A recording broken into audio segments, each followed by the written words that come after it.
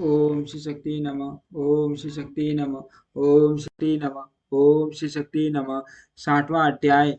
अध्याय भू भूर्भुव आदि 7 ऊर्ध्व लोकों का वृत्तांत।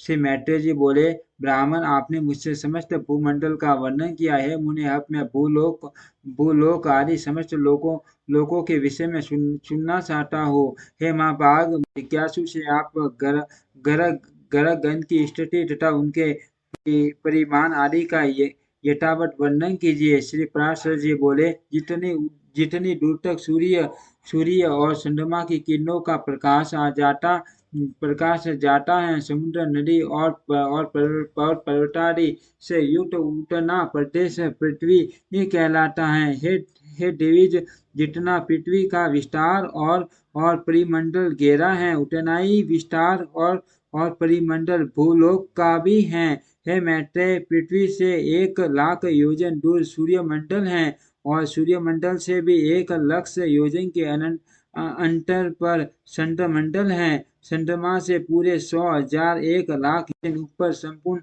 नक्षत्र मंडल प्रकाशित हो रहा है। हे ब्राह्मण, नक्षत्र मंडल से 2 लाख योजन ऊपर बुध और बुध से भी 2 लाख योजन ऊपर शुक्र स्थित है।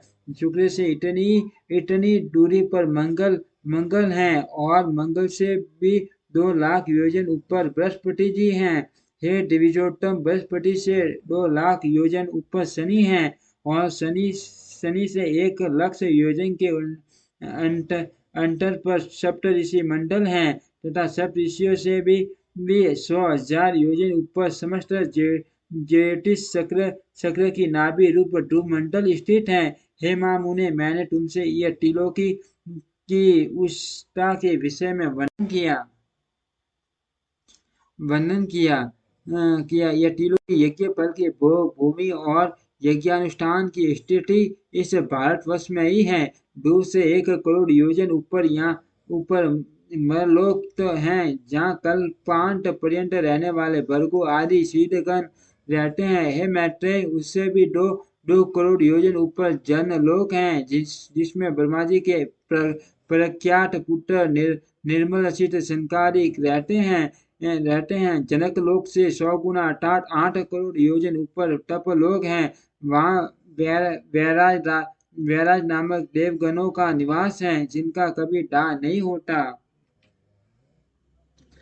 तप लोक से 100 गुना अर्थात 12 करोड़ योजन के अनंतर सत्यलोक सुशोभित हैं, जो ब्रह्मलोक भी कहलाता है और जिसमें फिर न मरने वाले अमरगण निवास करते हैं। जो भी पार्थिव वस्तु शरण संसार के योग्य है, वह भूलोक ही है। उसका विस्तार मैं कह चुका हूँ। हे मुनिश्रेष्ठ, पृथ्वी और सूर्य के मध्य में जो सिद्धगण और मुनिगण सेवित स्थान है, वही दूसरा भूलोक है। सूर्य और ध्रुव के बीच में जो 14 लाख योजन का अंतर है, उसी को लोक स्थिति का विचार करने वाले स्वर्ग लोक कहा गया है। हे मैत्रेय, ये भू स्व कटक त्रैलोक्य कहलाते हैं और जन, तप तथा सत्य, ये तीनों अकर्टक लोक हैं। इन कर्टक और अकर्टक त्रिलोकियों के मध्य में मलोक कहा जाता है, जो कल्पांत में केवल जन शून्य हो जाता है, अत्यंत नष्ट नहीं होता, इसीलिए यह कार्त्य कहलाता है। हे मैत्रेय, इस प्रकार मैंने तुमसे ये 7 लोक और 60 ही पाताल कहे। इस ब्रह्मांड का बस इतना ही विस्तार है। यह ब्रह्मांड कपित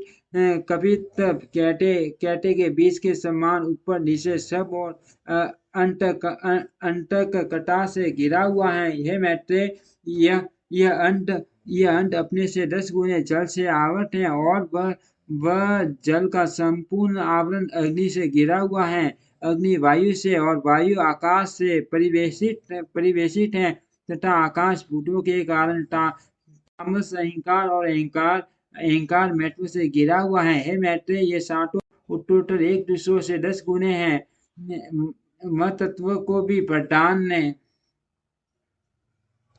आवट कर रखा है। वह अनंत है तथा उसका न कभी अंत नाश होता है और न कोई संख्या ही है, क्योंकि हे मुने, वह अनंत असंख्य अपरिमेय और संपूर्ण जगत का कारण है और वही परा प्रकृति है।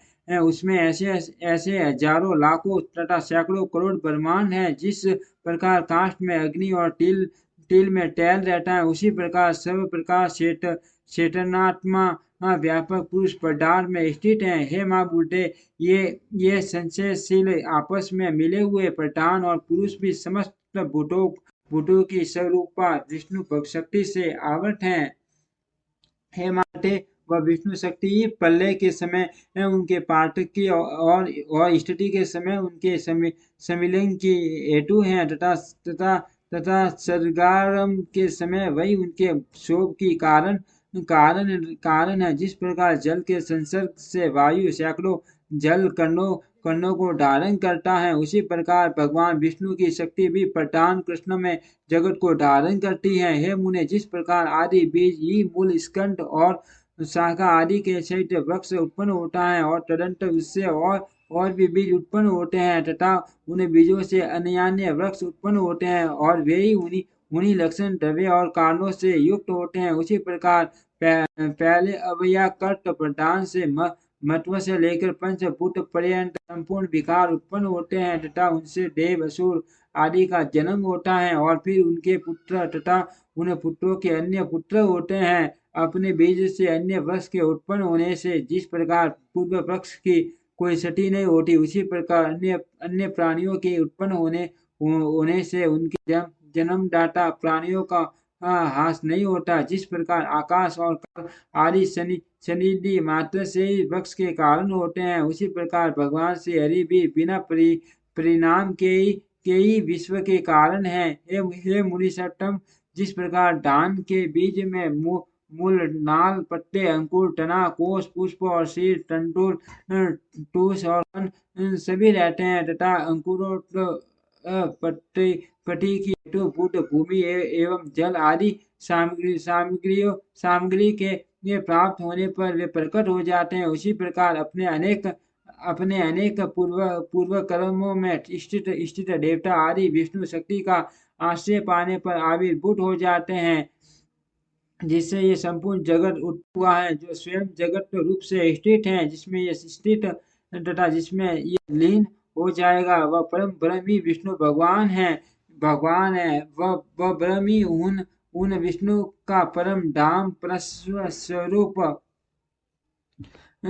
है। वह पद सट और असट दोनों से विलक्षण है तथा उससे अभिन्न हुआ भी। यह संपूर्ण सरासर जगत उससे उत्पन्न हुआ है। वही अव्यक्त मूल प्रकृति है, वही व्यक्त स्वरूप संसार है। उसी में यह संपूर्ण जगत लीन होता है तथा उसी के आश्रय स्थित है। यज्ञादि क्रियाओं का कर्ता वही है, यज्ञ रूप से उसी का यजन किया जाता है और उन यज्ञादि का फल स्वरूप भी वही है तथा यज्ञ के साधन रूप जो स्तुव आदि हैं, वे सब भी हरि से अतिरिक्त और कुछ नहीं है। इति श्री विष्णु पुराणे द्वितीय अंश सप्तो अध्यायम। ओम श्री शक्ति नमः।